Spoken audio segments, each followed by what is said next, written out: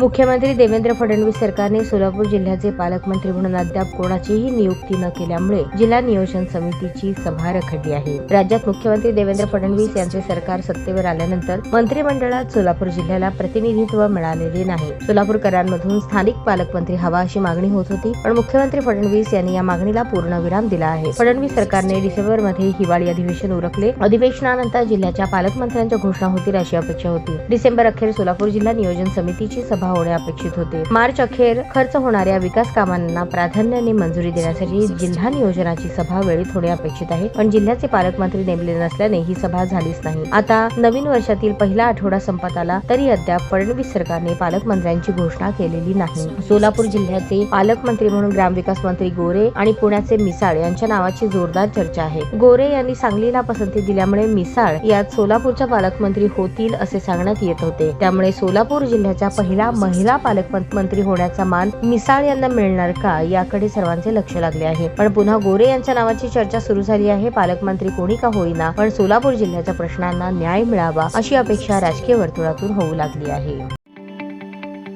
ताज्या बातम्या पाहण्यासाठी प्राईम महाराष्ट्र न्यूज चॅनलला सबस्क्राईब करा।